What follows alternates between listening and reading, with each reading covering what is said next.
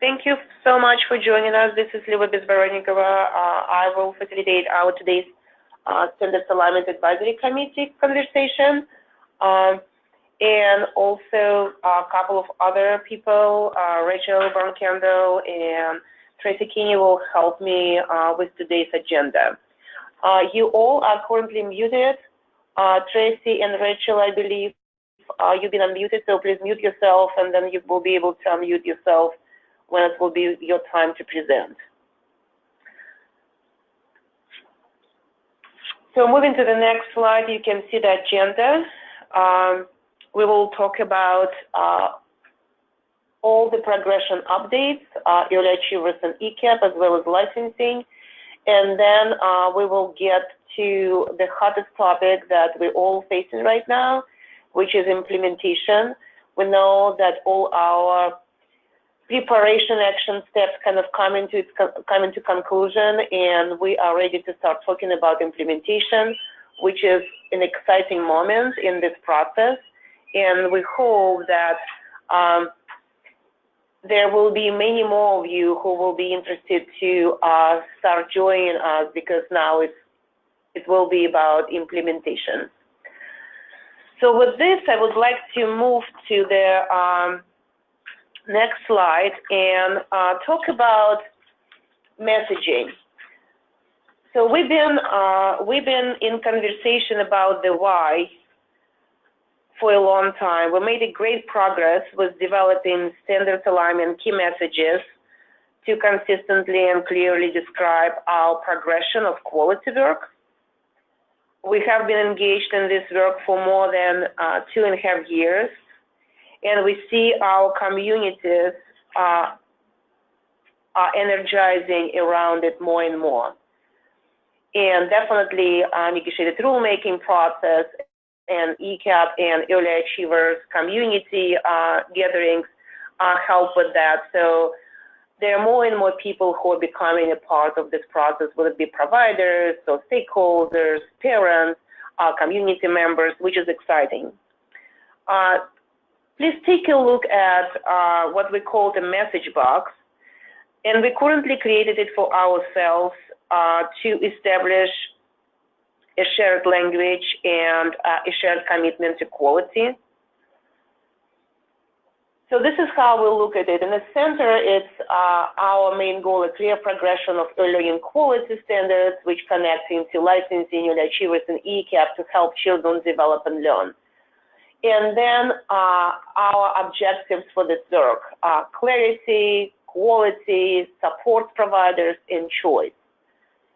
So we hope that you also will start using this message box in your conversations with your colleagues and stakeholders and community members around you. So we will start talking about standards alignment and quality progression in one unified voice. So please share with us your feedback, your comments about this message box. Maybe there's something missing, maybe we need to include something over here. And also, if you will start using it and for your messaging with the community, please share with us your experiences and how you've been able to message it and how successful it was.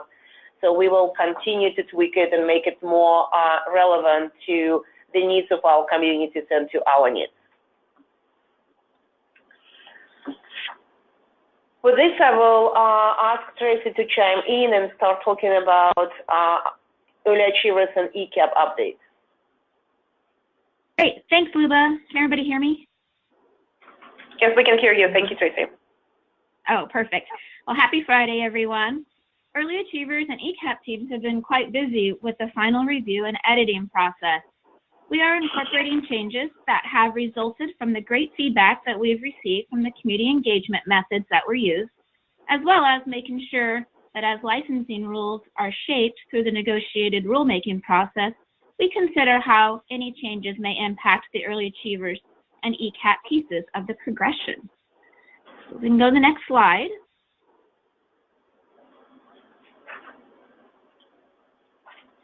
So community engagement meetings. As our partner in the community engagement meetings, Thrive has provided Dell an analysis report of the feedback for all 3 rounds of community engagement meetings. Dell will now synthesize that information received into a shorter document for the public and will include the changes that were made to the standards and the training plan as a result of the feedback.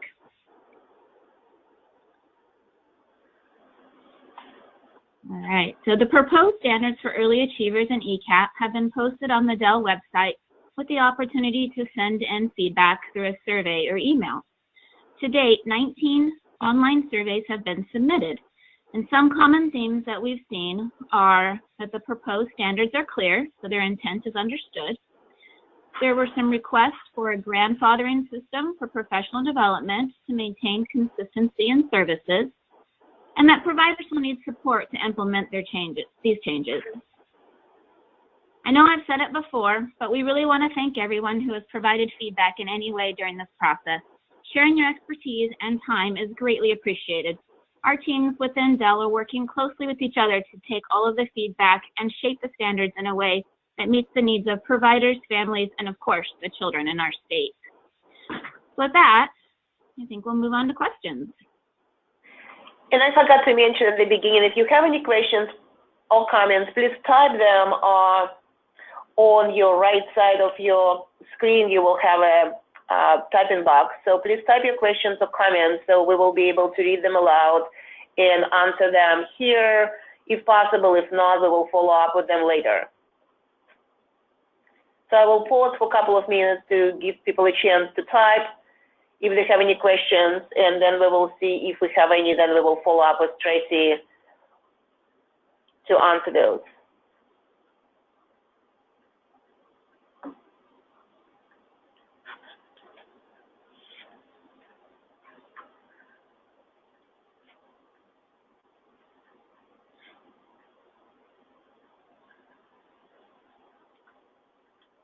Do we have any questions, Rachel?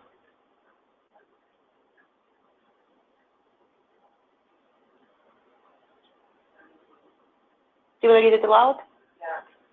Can we see the currently agreed proposed WACs? Is the Dell website updated as consensus is reached?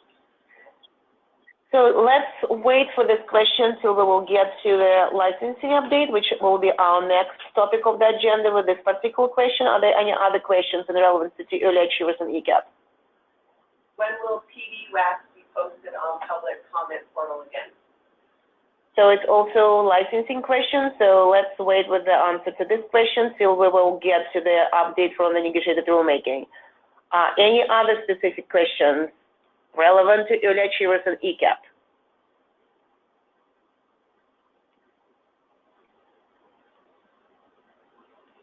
Okay, with this I will move to the NRM status update and licensing status update. So if you do have questions for Tracy and Rachel, please type them in. We will check in with them again at the end of the advisory committee meeting. So there will be additional time to talk about it. So let's take a look at the NRM status update by topic. So if you remember, there are a number of subsections and content subsections. It's how we approached organization of the licensing rules draft.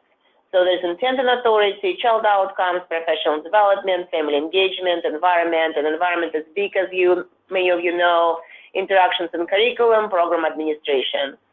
Each of those topics have WAC section, and each section may have subsections, and subsections may have subsections. So I don't want to make this conversation more complex.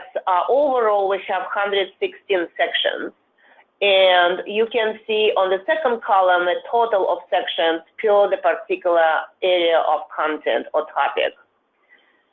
Then the third column represents the number of sections where consensus is fully met. And I would like to remind us all that there are 5 teams who are a part of the negotiation process.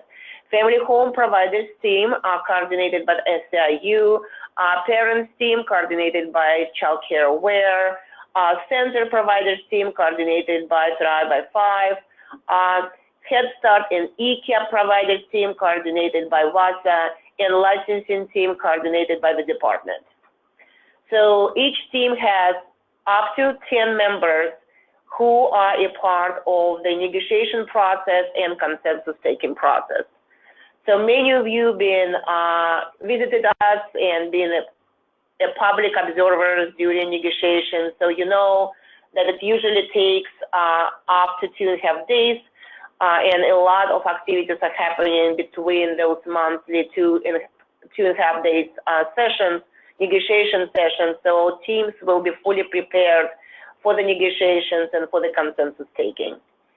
So we've been in negotiations since May.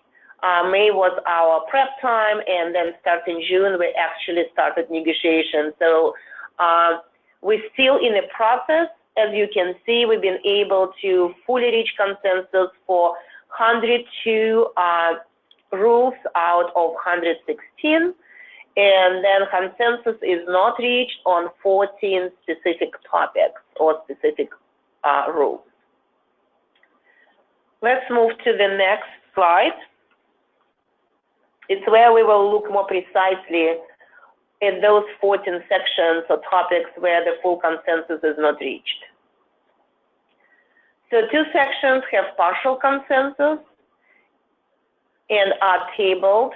What the partial consensus means that their consensus could be taken in small groups and then brought to the attention of the whole group. And it means that in a small group, consensus had been reached, and when it got tabled with a consensus measurement of the whole group where all 5 teams and all 50 people are looking at the same rule and measuring consensus.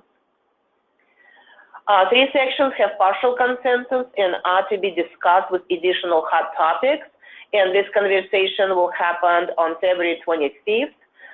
It will be a smaller group meeting where 2 representatives of each team will help us to approach the hot topics, and then in March, where we will meet for the last time for the negotiations, it will be presented, those hot topics will be presented to the whole group, and the consensus will be measured.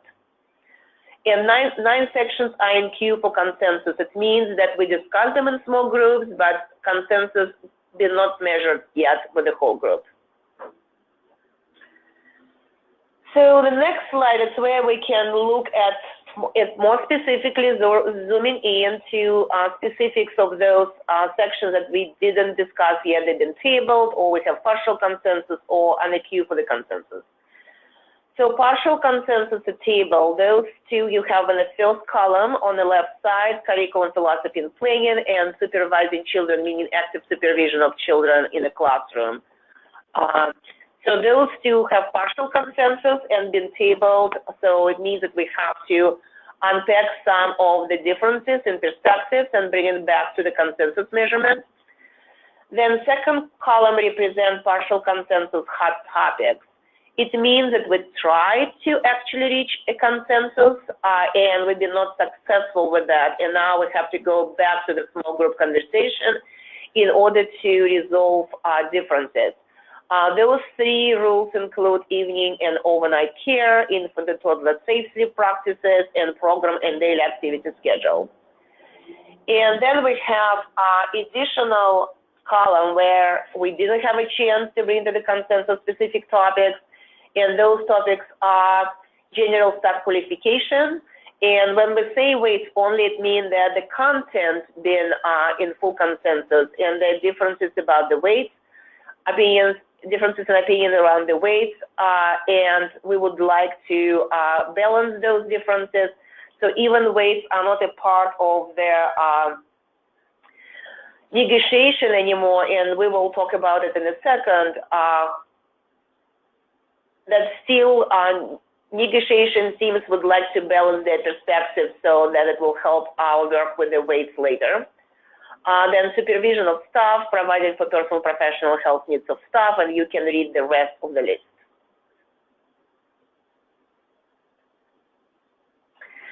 So what are our next steps? As I already mentioned, we are meeting for the hot topics conversation on February 25th.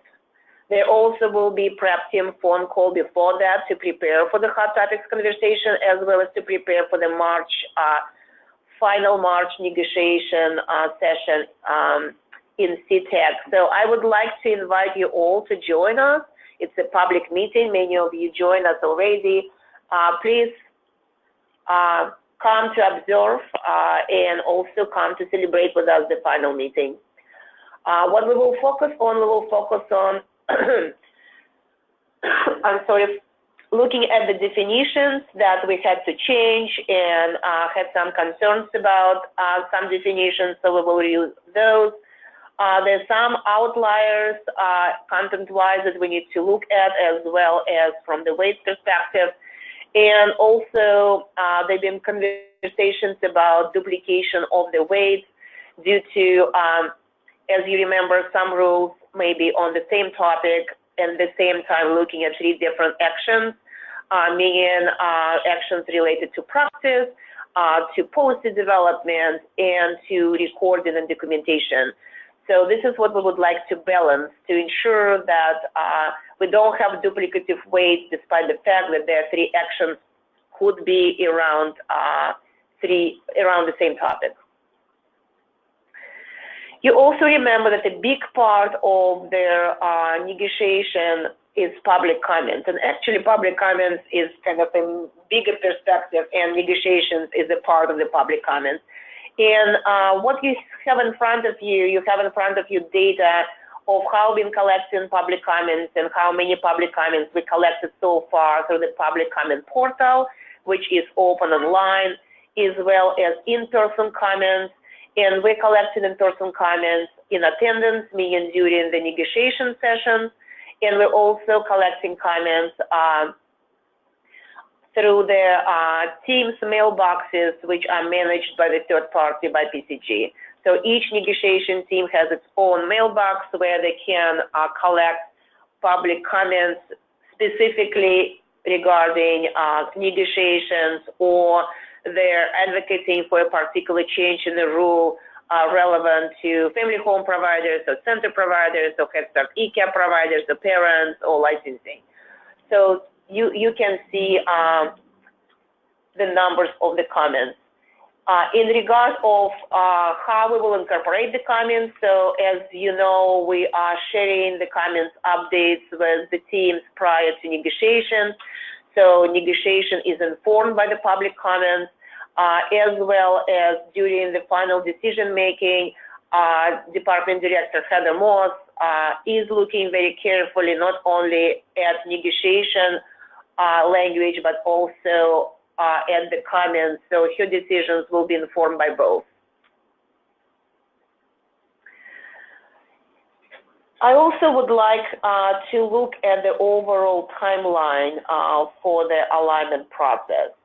And as we're talking about licensing, I would like to point out on the 2 dates that I circled on the timeline separately.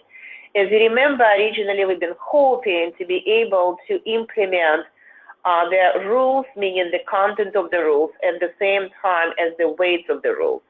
What we learned through the negotiation process that we will need to have additional time for the weights implementation, because we need to have a validation study of the weights prior to implementing them. And we will use the time from August 19 as the rules, content of the rules will be implemented, up to August 2020, a 1-year validation study prior to implementing the weights. So this is the change of the timeline, and I wanted to bring it to your attention. Now let's go back to the questions. Okay, so Rachel will switch the slides, so you will be able to see the comments and the questions.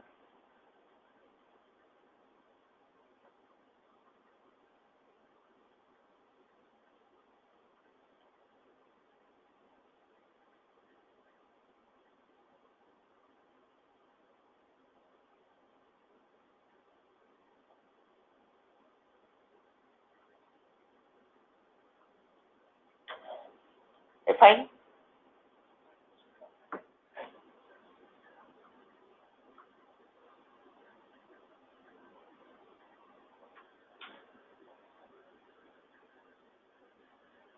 Stay with us. It's a little technical. Processing, it's fine.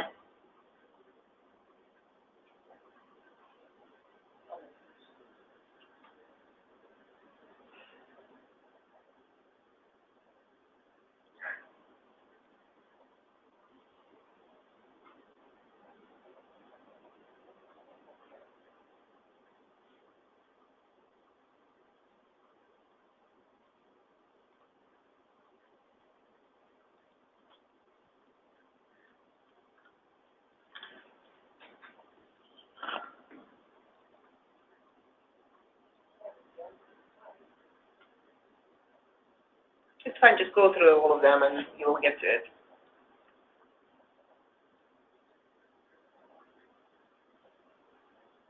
Okay, well. So let's take a look at the questions.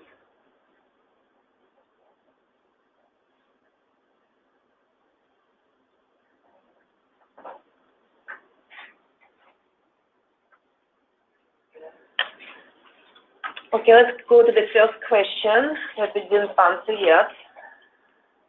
So can we see the currently agreed proposed WACs? Is the Dell website updated as consensus is reached? So what we're doing, we are doing our best to update the website as the consensus is reached for more and more rules. Yes, you will be able to see it. Our February NRM meeting just happened last weekend. I believe that it's not updated yet, and it will be updated next week for sure. So please take a look next week, and you will see their new batch of the WACs that reach the consensus. When will PD WACs be posted on public comments portal again? So it will happen next week as we discuss professional development rules at the last February NRM session. Not all of the PDs you just been looking at reach the consensus, so please come to the last meeting to be part of the, be able to observe the last negotiations and how the consensus will be reached for the last couple of professional development rules. And again, as soon as March session will be adjourned, then we will pause the what didn't come to the consensus, what is the final language. Yes, we will be reopening the public comments portal, and you also can see the final rules as they've been negotiated next week.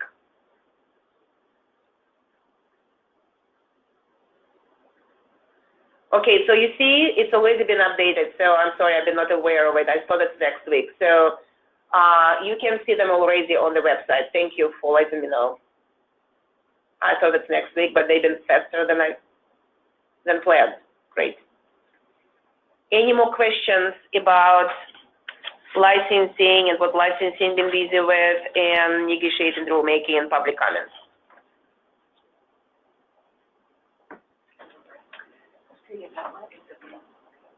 So again, if you still have questions and will not be able to type them for this particular round of questions, please type them in. We will have at the end of the presentation and conversation more time to go back to the questions and comments. With this, I would like to move to the next part of our conversation, and it will be about implementation. And before we will start talking precisely about next steps, I would like to remind us all that the work that we are doing around standards alignment is directed by the Early Start Act, and those are specific requirements that we have to keep in mind as we are developing the new standards and developing the quality of the progression. The next slide will remind us about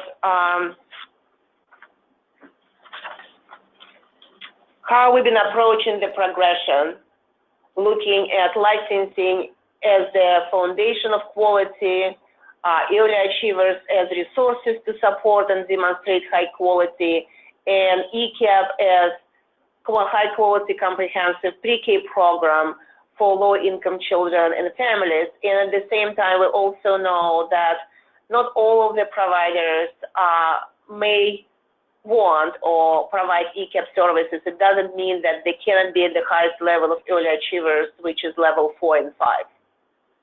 It's why in the next slide we'll look at the full progression, which includes early achievers level 3 and 5 providers who may not provide ECAP services, and early achievers level 3 providers may provide Head Start services. So this is what we've been striving for, develop this clear quality progression from the foundation of health, safety, and child development through early achievers up to their highest level of practices that will benefit all children in our state. And as we're getting closer to developing the standards themselves, now we will talk more and more about implementation and start moving towards the implementation. We would like to start sharing with you our initial thoughts and initial plans for implementation. So thinking about, first of all, communication and training, and specifically support that are needed for providers and for licensors and for early achievers partners and for the ECAP program to make sure that progression is implemented with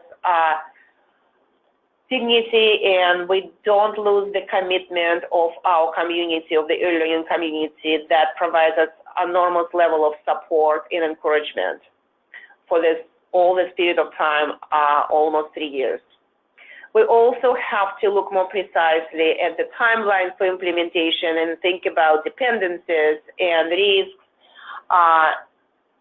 So we will be able to implement the rules, the standards, as well as monitoring processes. Because as you remember, going back to the message box, we need to look at the duplications, not only in the language of the standards, but also in our practices, in our monitoring processes. So how we can coordinate our monitoring processes better, would it be licensing early achievers or ECAP? So here's our initial thinking, and this is where the work will start very soon with your engagement, and we hope that you will re-energize yourselves and start refocusing from the development of the standards to implementation of the standards and the progression of quality. So definitely we would like to finish the proposed rule drafts, make final edits and file the proposed rules so then we can start looking at how, because the hot topics will stay hot topics, what they are right now in the content of the rules, or would they be in implementation of the rules.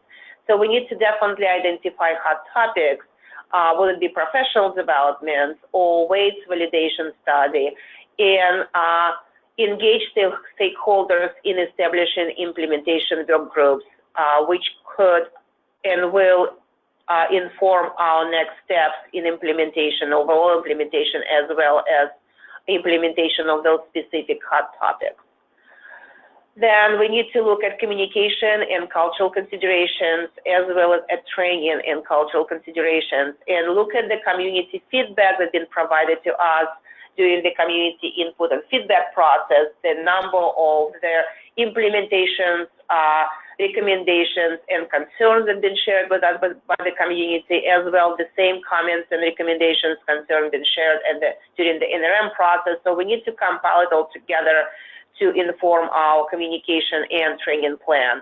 Collaborate with you all, and then also figure out how to approach translation and interpretation, as well as how to approach a rollout of communication and training activities with our very diverse learning community. So this is our initial thinking, and again, we hope that you will continue to support us in the implementation part of this work, and please contact us if you would like to become a part of their any hot topic or any type of work group around the implementation process. Please talk with your colleagues, members of your communities who may be interested to be part of this process. With this, I will ask Rachel to talk about Early Achievers Implementation Plan. Thank you, Luba. So we are really excited to have the opportunity to move forward with updated standards for early achievers. So here you see a chart with 4 areas of focus related to implementation: standards and standard language, cultural considerations, one-to-one correspondence, and then steps for 2018. So related to standards and our standards language, we started with our existing early achievers quality standards and really looked to both ECAP and licensing to figure out where we fit in this progression, and we updated our language.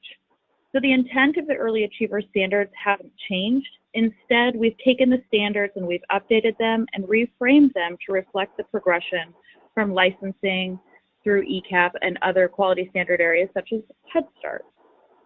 So our language has been simplified wherever possible, and the terms across the standards are consistent with the terms that are being used in licensing as well as in ECAP. We've moved some standards from one area to another area to make sure that they are aligned with the work proposed in the WAC standards and the ECAP standards. So as you know, we've got, early achievers started out with curriculum and staff supports and family engagement and child outcomes, and those were some of the standard buckets that we have. But through this process, we want to make sure that we are putting our standards in uniform categories across licensing, early achievers, and ECAP. So for example, currently in early achievers, we have one section that's called Facility, Curriculum, Learning Environment, and Interaction, which is then broken into 2 areas, which are the ERS and class and the curriculum and staff support. So within the new standard areas, we've separated the categories into learning environment and then interactions and curriculum. So that's just one example of where things might be in a different place than what they were originally. So related to cultural considerations, we've had a deeper review of our proposed standards using a tool that is produced by BUILD, which is a national organization that looks at quality rating improvement systems. And they have a cultural and linguistic competency standards matrix. And using this framework, we've received input from One America, as well as the Early Achievers Review Subcommittee. And then we've also worked internally with our Early Achievers team at the Department of Early Learning to really take a look at the language that is used in our standards. And, we really want things to be in accessible terms, and we want to make sure that our standards are written in a way that reflect our commitment to equity and cultural humility. So let's see. So some of the things that are related to that work are that, oh dear, I moved my slide, sorry.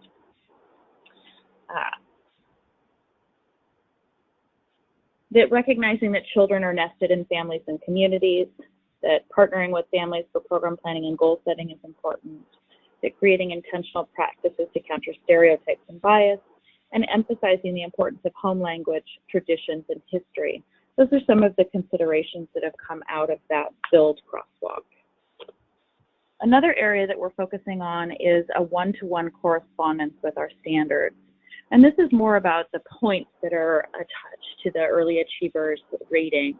So currently we have standards that have multiple indicators, and when a provider meets them, they're receiving 1 point for that standard. One example is in child outcomes, where a child care provider must complete multiple steps in order to receive 1 point related to screening. So they need to use a valid and reliable tool, they need to conduct screening for 100% of children, they need to share those results within 30 days with families. So with new proposed standards, we really want each indicator to correspond with a point. And this is so that providers can make progression within a standard, and they can start implementing pieces and build on that as time goes on.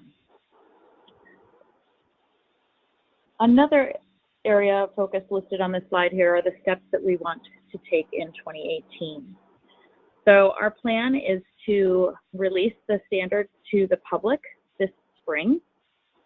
Once we get through all of the finalized polishing of each of the words and getting them matched up with corresponding points. We will release that to the public.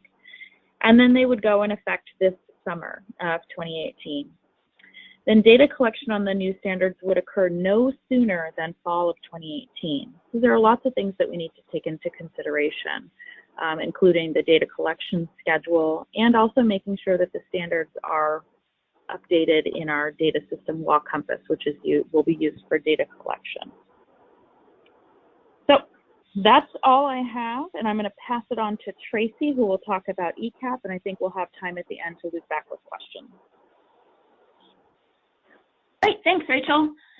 So building on the licensing and early achievers implementation plans, ECAP plans to implement a set of performance standards that will be in effect until the full aligned set of rules and standards will be implemented in August of 2019. The 2018-19 ECAP performance standards will include some new language and standards, will move some requirements from the ECAP contract, and keep some standards in place. The slide shows a few examples from each source, such as the new standards. An example of that would be all contractors will be implementing mobility mentoring as their family support program. An example of something moving from the ECAP contract to the standards is the coach role and qualifications will be located now with the other ECAP roles. And an example of updated language would be program review will now be called program monitoring.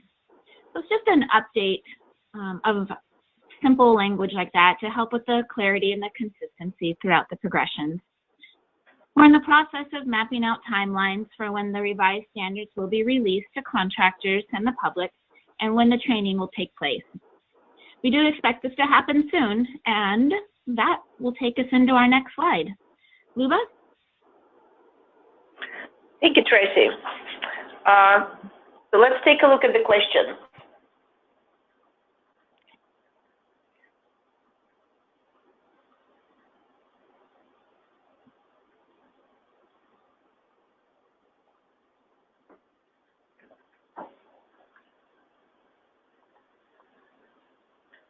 Will there be a process coming soon, all capital, where we really dig into early achievers and not make superficial but more significant changes that make it easier to use for providers and cheaper to operate for the state, with more funding going into coaching and things we know have an impact on child outcomes?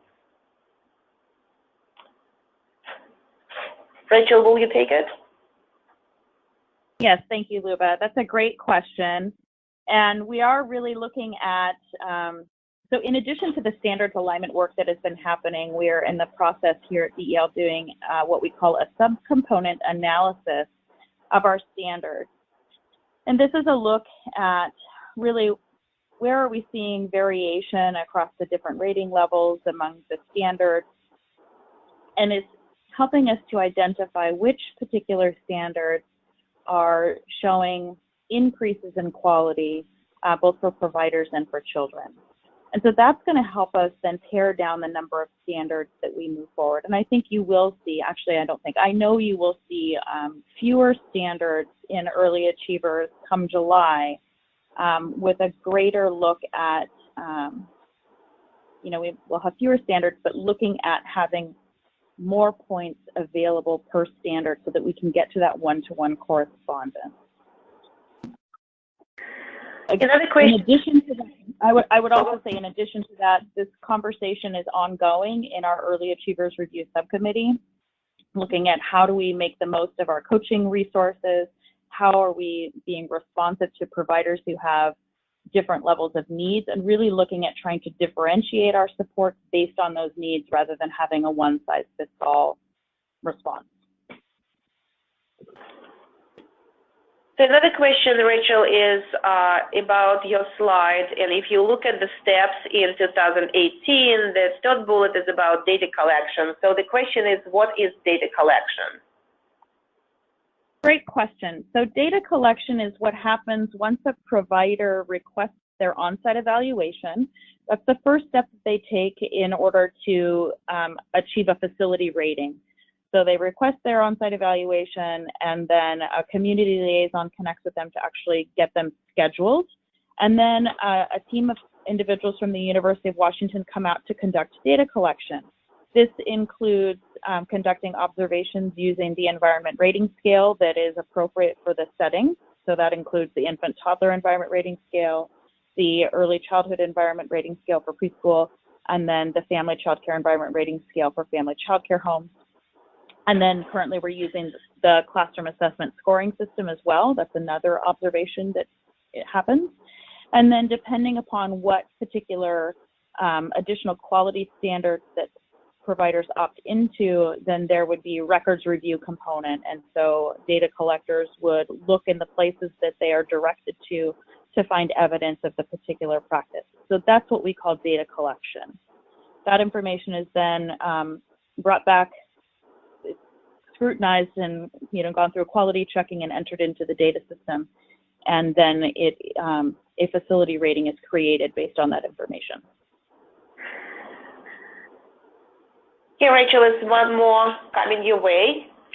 So selling early achievers is becoming increasingly difficult with the legislature. So I also recommend more budget transparency and clear communication that explain how important each component is and how we are working to be as efficient as possible. I think it's a great, great suggestion. Great suggestion. So we don't have any more questions or comments for now, so please keep typing as I will move to the meeting summary and next step. So definitely there is an interest to look more precisely at early achievers' delivery of different components and how efficient this delivery is. So this is something that Rachel and her team will think about and at some point of time put into the advisory committee agenda. And also there is a conversation about licensing rules and would it be possible to continue to provide comments for the licensing rules. Will it be through the public comments portal or will it be done somehow differently? So I would like to clarify this question right now. So the public comments portal is closed because we collected all of the initial comments for the proposed rules. As soon as the rules will be filed, then there will be a 45 days period of time during which you will be able to provide additional comments for the language that's been updated after the negotiations, as well as we are planning to have public hearing meetings where those comments could be made publicly versus submitted to us electronically. So this is additional 45 days period of time where community can provide additional comments to the updated final language of the licensing rules. Okay. So I believe there's one more question or comment that we have waiting for us. Could you please open it for us, Rachel? There's actually two more. So I will go with the comment that Lori Anderson made clarification for us. This is Lori. People can still make comments, as she is clarifying me, on the draft rules for 1 more week. So it will be open for 1 more week. Thank you, Lori. And there is another question. Do we all know how many are on this call? Yes, Rachel will take a look at how many people present at the call right now. I cannot see, Rachel, the question anymore. Sorry about that. You can read it if you'd like to. So we have, yeah, okay. So we have some technical issues today. It's fine. So Rachel will, can you please make the question bigger for me so I can read it and then you can fix the rest. What agencies are represented? someone on the call doesn't know what Early Achievers data collection is, and it made me interested in knowing who is on the call. So I don't think we need to share who is on the call. At the same time, we definitely can share how many people are on the call. And if you're interested in what particular agencies are a part of the advisory committee, Rachel can send a list of the participants of the advisory committee to all of us so we can see what agencies are represented. And Rachel will tell us in a couple of minutes who is on the call, how many people are on the call. Not who is on the call, but how many people are on the call. While she is doing that, calculating how many and looking how many, I will let you know about our next steps, as we don't have any more comments or questions. So we're proposing to continue with the advisory committee. And again, I would like to reinforce again, please advise people, engage people in the advisory committee work. It's an open door committee, so we don't have any limitations for it. We would like to bring to this work as many people as possible. As we all know, it will be easier for us to implement the rules and implement their and communicate implementation steps if we will have more people engaged in this work. So far we're proposing to have webinars, and also don't forget that actually we have rooms scheduled for this meeting, so you can also come over to Olympia and have a face-to-face conversation. We're proposing every other month. So the next meeting will be in April, and then after that in June, and so on. We're also proposing time, which has historically been from 11 to 1, and we had a couple of people expressing an interest to move it to 1 to 3. So what Rachel will do, she will send you a survey asking you 2 simple questions. Is the frequency of the meetings satisfactory for you? Do you want to still do it bi-monthly, every other month, or would you prefer to do it every month? And also, what specific time of the meeting will work better for you? Will it be 11 to 1 or 1 to 3? And I would like to mention that usually our meetings do not take the full 2 hours. They may take when we will discuss big, heavy topics and have a lot of information to process with you. Usually, if they're only updates and not a lot of information, they will take up to an hour. Do we have any more questions? We have 28 people on the call. So if there are no more questions or comments,